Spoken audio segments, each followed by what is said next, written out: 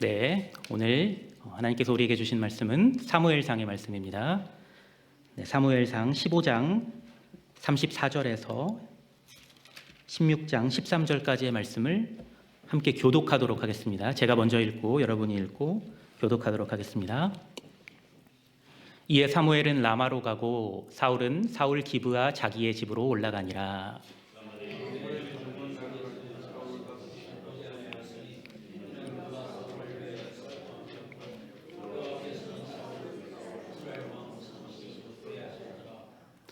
여호와께서 사무엘에게 이르시되 내가 이미 사울을 버려 이스라엘 왕이 되지 못하게 하였거늘 내가 그를 위하여 언제까지 슬퍼하겠느냐. 너는 뿔에 기름을 채워 가지고 가라. 내가 너를 베들레헴 사람 이새에게로 보내리니 이는 내가 그의 아들 중에서 한 왕을 보았느니라 하시는지라.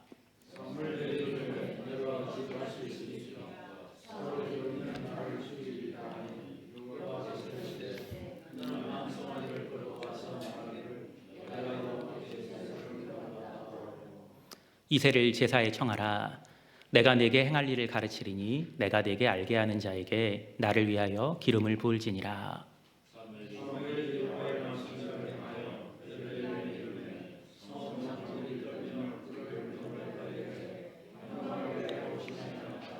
이르되 평강을 위함이니라. 내가 여호와께 제사하러 왔으니 스스로 성결하게 하고 와서 나와 함께 제사하자 하고 이새와 그의 아들들을 성결하게 하고 제사에 청하니라.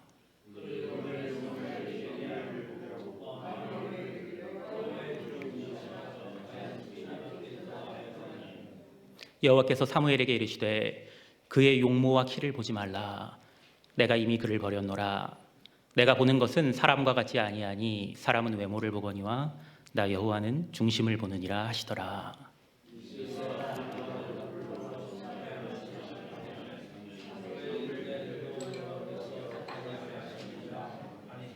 이새가 산마로 지나게 하매 사무엘이 이르되 이도 여호와께서 택하지 아니하셨느니라 하니라.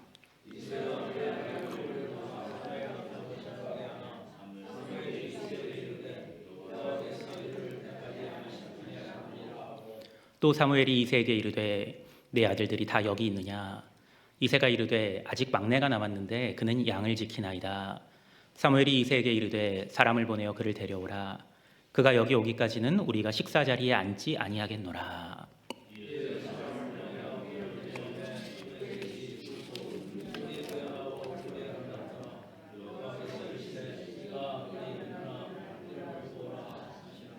네, 함께 읽겠습니다. 사무엘이 기름 뿔병을 가져다가 그의 형제 중에서 그에게 부었더니 이날 이후로 다윗이 여호와의 영에게 크게 감동되니라. 사무엘이 떠나서 라마로 가니라. 아멘. 잠깐 기도하겠습니다. 하나님 아버지, 오늘 하나님께서 저희에게 주신 말씀을 이 자리에서 아버지의 귀한 백성들과 자녀들과 함께 나누고자 합니다. 성령으로 전하는 자에게도 그리고 듣는 자에게도 역사해 주셔서 깨달음을 주시고 또 아버지의 뜻을 저희가 분별하여서 살아갈 길을 찾는 그러한 귀하고 복된 시간으로 성령으로 인도하여 주시기를 구합니다. 모든 것을 아버지께 의탁드리고 부탁드리며 감사드리며 우리 주 예수님의 이름으로 기도드립니다. 아멘.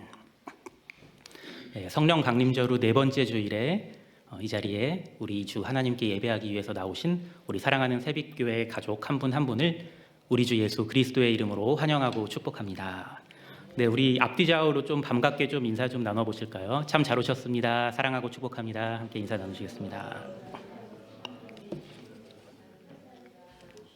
네, 오늘은 방금 전에 우리가 함께 읽은 좀 길었죠. 하나님께서 우리에게 주신 오늘의 성서일과 구약 성경 본문인 사무엘상 15장 34절에서 16장 13절을 본문으로 함께 은혜를 나누고자 합니다. 네, 여러분은 지난 한 주를 어떤 마음으로 사셨나요? 네, 제 질문을 딱 들으셨을 때 어떤 생각이 가장 먼저 떠오르셨는지 모르겠습니다. 네, 어떤 분은 즐겁고 행복한 한 주를 보내셨을 겁니다. 네, 하지만 여기 계신 여러분 모두가 그렇지는 않을 겁니다. 네, 하루하루 일상의 무게에 짓눌려서 힘겹게 사신 분이 분명 이 중에는 계실 겁니다. 또 일이 잘 풀리지 않아서 힘들었던 분도 분명히 계실 거고요. 또 어쩌면은 믿었던 사람이 내 기대대로 나를 대해주지 않아서 속상하셨던 분도 계실 겁니다. 네, 오늘 본문에는 그런 속상한 마음이 깊이 묻어 있습니다. 이에 사무엘은 라마로 가고 사울은 사울 기브와 자기의 집으로 올라가니라. 사무엘이 죽는 날까지 사울을 다시 가서 보지 아니하였으니 이는 그가 사울을 위하여 슬퍼함이었고 여호와께서는 사울을 이스라엘 왕으로 삼으신 것을 후회하셨더라. 네, 이스라엘의 마지막 사사였던 사무엘이 등장하죠. 이스라엘의 마지막 사사였던 사무엘에게 인생에서 가장 속상한 순간은 언제였을까요? 네, 제가 사무엘 본인이 아닌 이상 단언할 수는 없지만 어쩌면 지금 이 순간이 아니었을까요? 자신이 자신의 손으로 직접 기름 부어서 세운 왕 사울과 갈라선 순간입니다. 네, 오랫동안 사사로서 이스라엘 백성을 열심으로 섬기다가 자신의 리더십을 내려놓고 사울에게 그동안 오랫동안 자신이 섬겨오던 이스라엘 백성을 넘겨줍니다. 네, 그렇게 사사의 자리를 내려놓고 나서도요, 사무엘은 사울을 보조하면서 계속해서 사울을 열심으로 도왔습니다. 사울에 대한 마음이 각별했을 거예요. 자신이 자신의 손으로 직접 기름 부어서 왕으로 세운 사울에 대한 사무엘의 애정은 남달랐을 것입니다. 그런데 그만 비극적인 일이 일어납니다. 여러분이 잘 아시는 대로 하나님께서 사무엘을 통해 이스라엘을 왕으로 세우신 사울을 떠나십니다. 왜 떠나셨죠? 사울이 돌이켜서 하나님을 따르지 않고 하나님의 명령을 행하지 아니하였기 때문입니다. 네, 하나님께서 사울을 버리셨다는 그 말씀이 사무엘에게 임했을 때 사무엘이 근심하여서 온 밤을 여호와께 부르짖었다고 사무엘상 15장 11절엔 말씀합니다. 얼마나 속상했으면 그랬을까요? 네, 여러분도 너무 속상해서 밤잠 이루지 못한 그런 날 있지 않으세요? 네, 저도 그렇게 근심하며 온 밤을 하나님께 부르짖은 날들이 있었습니다. 네, 돌이켜보면 모든 경우가 다 그런 건 아니었지만 많은 경우에 제가 믿고 소중히 여겼던 사람이 제 생각과 달리 말하고 행동함으로 저를 속상하게 했을 때 그랬습니다. 그렇게 속상할 때 우리는 원망하는 마음을 품게 되기가 쉽습니다.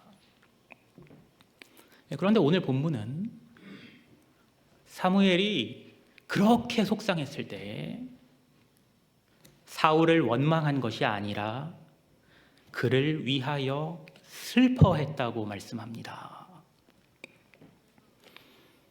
저는 오늘 본문을 묵상하면서 목회자로서 사무엘의 이 모습을 배워야겠다는 생각을 했습니다. 저는 지금은 교회의 담임 목회자가 아닌지라 덜하지만 목회자는 마음이 상하기가 쉽습니다. 아시다시피 목회라는 게 기본적으로 사람을 대하는 일이기 때문에 사람에게 마음을 쏟게 되고요.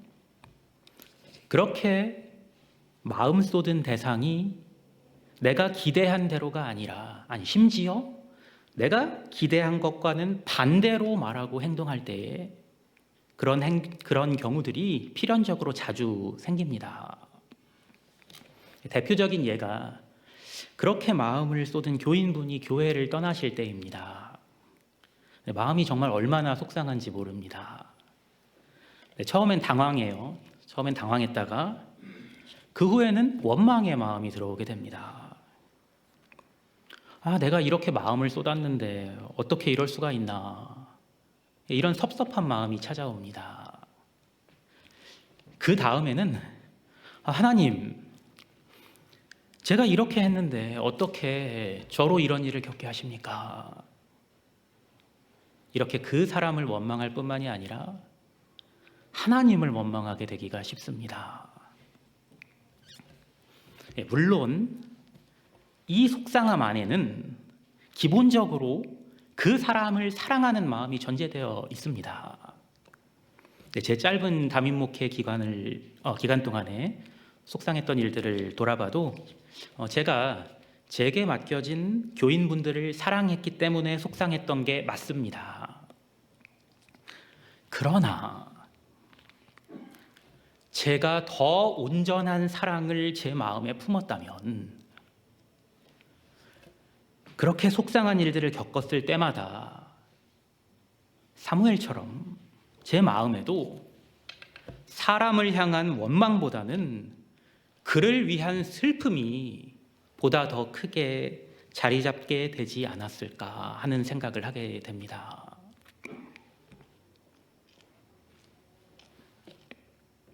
그리고 사무엘이 사울을 향해 느꼈던 그 슬픔은요, 하나님께서 사울을 이스라엘 왕으로 세우신 것을 후회하셨던 그 하나님의 마음을 닮아 있지 않았을까 하는 생각을 하게 됩니다. 여호와께서 사무엘에게 이르시되 내가 이미 사울을 버려 이스라엘 왕이 되지 못하게 하였거늘 내가 그를 위하여 언제까지 슬퍼하겠느냐. 너는 뿔에 기름을 채워 가지고 가라. 내가 너를 베들레헴 사람 이새에게로 보내리니 이는 내가 그의 아들 중에서 한 왕을 보았느니라 하시는지라. 저는 이 구절에서도 하나님의 깊은 슬픔이 느껴집니다. 언뜻 들으면 하나님께서 당신께서 사울을 내치셨다고 매정하게 말씀하시는 것처럼 들릴 수 있지만 그렇지 않습니다. 하나님이 사울을 버리신 게 아니라 사울이 하나님을 버린 겁니다. 하나님께서는 사무엘에게 이렇게 말씀하고 계신 겁니다. 얘야, 걔가 나를 버렸는데 어쩌겠니? 우리 이제 그만 슬퍼하고 마음 추스르고 우리 해야 할 일 함께 하자꾸나. 우리 백성 계속 돌봐야지. 방법을 찾아보자. 슬퍼하는 사무엘에게 슬퍼하시는 하나님께서 말씀하시는 이 사랑의 슬픔이 여러분에게도 느껴지십니까? 하나님의 사무엘을 향한 이 말씀 속에서 사무엘의 그리고 하나님의 사울을 향한 그리고 이스라엘 백성을 향한 사랑의 깊이가 느껴지는 은혜가 여러분에게 임하기를 축원합니다. 그렇게 하나님의 인도하심을 따라 사무엘은 베들레헴 이새의 집을 향해 갑니다. 사무엘이 머무르던 라마에서 베들레헴은 그렇게 먼 거리에 있지는 않았지만 그렇다고 아주 가까운 거리도 아니었습니다.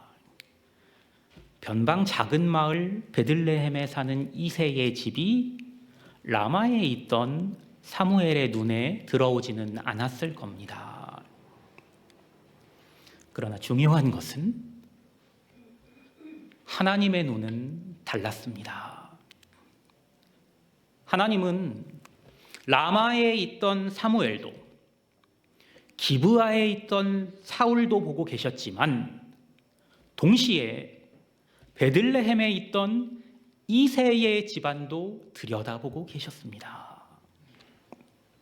이 사실이 무엇을 의미합니까?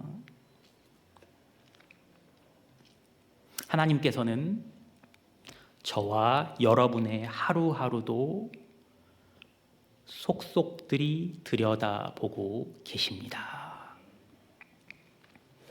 네, 이것만 해도 따지고 보면 놀라운 일인데요.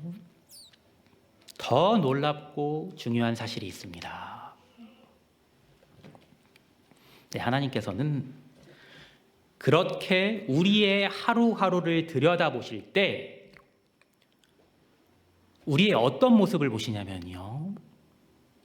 우리가 사람들에게 보여지는 모습을 보시는 것이 아니라 우리 마음의 중심을 들여다보십니다. 사무엘이 이새의 집에 도착해서 가장 먼저 이새의 큰아들 엘리압을 보고 마음에 이르기를 여호와의 기름 부으실 자가 과연 주님 앞에 있도다 하였다고 본문 16장 6절엔 말씀합니다. 물론 엘리압의 용모가 준수하기도 했던 것 같습니다.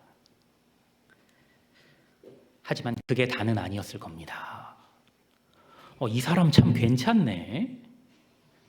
이런 생각을 절로 하게 할 말과 태도를 엘리압이 보였으니까 사무엘이 그렇게 보았겠죠. 그런데 하나님께서는 본문 7절에서 사무엘에게 이렇게 말씀하십니다. 여호와께서 사무엘에게 이르시되 그의 용모와 키를 보지 말라.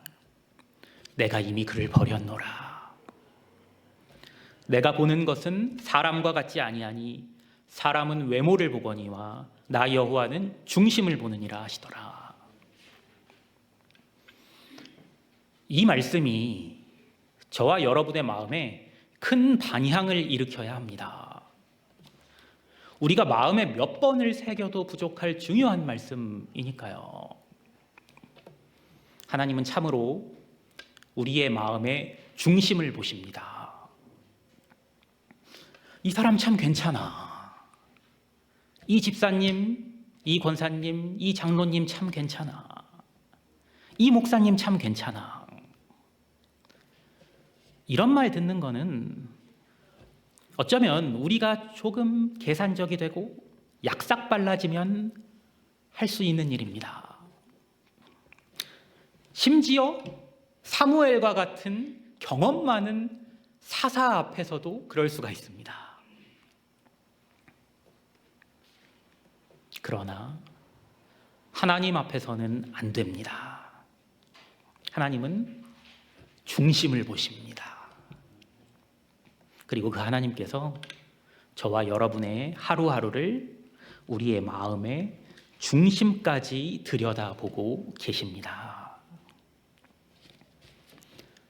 우리는 이 사실 앞에 두렵고 떨리는 마음으로 하루하루를 살아가야 합니다. 우리가 사람들을 속일 수 있을지언정, 심지어 우리 스스로를 속일 수 있을지언정 하나님은 결코 속지 않으십니다. 사울은 왕위를 내려놓지 않기 위해서 이미지 메이킹을 시도하지만 하나님은 속지 않으셨습니다. 그가 하나님의 뜻을 구하기를 멈추고 자기 보기에 옳은 길을 걸음으로 하나님을 떠났으므로 하나님께서도 그를 떠나십니다. 혹시 여러분 중에 지금 마음이 깨끗하지 않은 분이 계시다면 이 말씀을 하나님께서 여러분에게 주시는 경고의 말씀으로 받으시고 여러분의 마음을 깨끗게 하시기 바랍니다. 마음을 깨끗이 하는 것은 다른 것이 아니라 하나님의 뜻을 진심으로 구하는 것입니다. 구하는 척 말고 진짜로 구해야 합니다. 하나님, 제가 이런 생각과 계획을 품고 있는데 이게 하나님의 뜻인지 진짜로 제대로 알고 싶습니다. 하나님의 뜻이라면 이대로 하겠지만 그렇지 않다면 지금이라도 돌이키겠습니다. 이 기도가 저와 여러분의 마음을 깨끗하게 씻을 것입니다. 분명 오늘의 말씀은 마음이 깨끗지 않은 사람에게는 경고의 말씀이지만 하나님의 뜻을 구하며 스스로의 마음을 깨끗이 하는 사람에게는 위로와 소망의 말씀이 됩니다. 하나님께서 스스로를 살펴 자신의 마음을 깨끗이 하는 사람을 반드시 찾아내셔서 들어 쓰신다는 걸 말씀하기 때문입니다. 이새가 그의 아들 7을 다 사무엘 앞으로 지나가게 하나 그들이 다 하나님 앞에 낙제 점수를 받습니다. 그러면 왜 하나님께서는 사무엘에게 내가 그의 아들들 중 한 왕을 보았도다 말씀하셨던 걸까요? 네, 이새의 남은 막내 아들 다윗이 있었습니다. 그런데 그 다윗은 아버지와 형들과 집에 있지 않았습니다. 네, 혼자서 멀리 떨어진 들판에서 양을 치고 있었어요. 그래서 사무엘 눈에 띄지 않았던 겁니다. 네, 이제 말씀드리는 내용이 중요합니다. 그러나 하나님께서는 홀로 멀리 떨어져 있던 그를 바라보고 계셨고 그의 마음의 중심을 들여다보고 계셨습니다. 다윗은 작은 마을 베들레헴에, 그것도 들판 한 구석에서 홀로 있었지만 그를 하나님께서는 보고 계셨습니다. 다윗이 하나님께서 자신을 이스라엘의 왕의 제목으로 보고 계셨다는 사실을 알고 있었을까요? 들짐승과 양만 있던 그 한적한 들판에서 홀로 서 있던 자신을요? 그렇지 않았을 겁니다. 그러나 하나님께서는 다 보고 계셨습니다. 다 알고 계셨습니다. 사랑하는 여러분, 여러분은 혹시 그런 기분 들 때 없습니까? 아무도 나를 알아주지 않는 것처럼 느껴지는 그런 기분 말입니다. 하루하루가 힘겨운데 내 주변 사람들 중에 나를 위로해주는 사람은 없고 오히려 나를 정죄하기만 합니다. 차가운 말과 행동으로 내게 상처를 줍니다. 내 마음을 제대로 알지도 못하면서 나를 향해 던지는 그 차가운 시선과 비난하며 훈계하며 내지르는 손가락질과 나를 향한 평가가 나의 마음을 후벼 팝니다. 그럴 때 우리는 어떻게 해야 합니까? 우리는 하나님을 앙망해야 합니다. 다윗의 시편을 보시면 다윗은 어떠한 상황 속에서도 하나님을 앙망하며 하나님을 바랐음을 알 수 있습니다. 다윗만큼 괴로운 일을 많이 당한 사람도 찾기 어려울 겁니다. 얼마나 많은 괴로움을 당했습니까?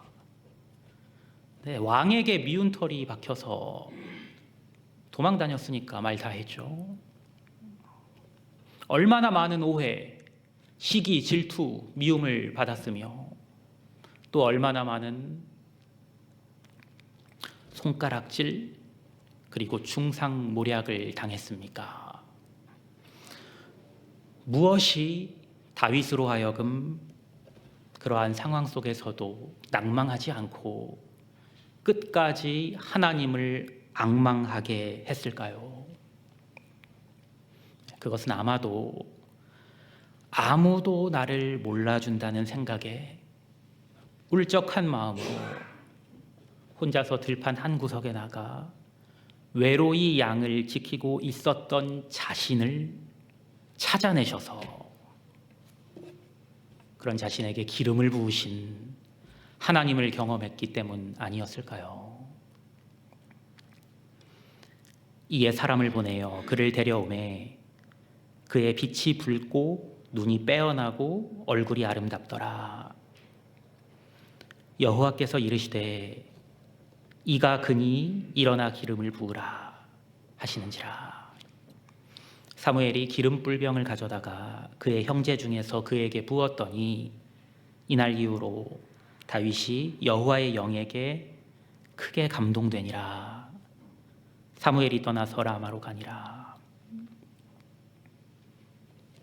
저와 여러분도 다윗과 같이 하나님의 부르심을 받는 은혜를 누리게 되길 간절히 소원합니다. 이가 그니 일어나 기름을 부으라. 하나님께서 친히 선택하셔서 기름 부음을 받는 그러한 은혜를 누리기를 간절히 소원합니다. 그렇게 되기 위해서는 우리는 먼저 우리의 빛이 붉고 눈이 빼어나고 얼굴이 아름다워져야 합니다. 네, 성형수술 받으라는 뜻이 아닌 거 아시죠? 하나님의 뜻은 마음 깊은 곳에서부터 하나님의 뜻을 구하는 사람, 하나님을 앙망하는 사람의 얼굴은 다릅니다. 가식적인 웃음과 표정으로 만들 수 없는 얼굴이 있다는 사실 잘 아시죠? 사람은 속일 수 있어도 우리 주 하나님은 속일 수 없습니다. 날마다 주님 앞에 겸손하게 엎드려서 주님의 뜻을 구함으로, 주님을 앙망함으로 여러분의 빛이 붉고 눈이 빼어나고 얼굴이 아름다워지시기를 우리 주님의 이름으로 축원합니다. 그때 하나님께서는 여러분이 어디에 있든지 여러분을 찾아내셔서 여러분에게 기름 부으실 것이며 마침내 여러분을 들어 쓰실 것입니다. 함께 기도하겠습니다. 하나님 아버지, 오늘 저희에게 말씀 주심 감사합니다. 이 말씀이 저희 안에 역사하게 하여 주시기를 구합니다. 감사드리며 우리 주 예수님의 이름으로 기도드립니다. 아멘.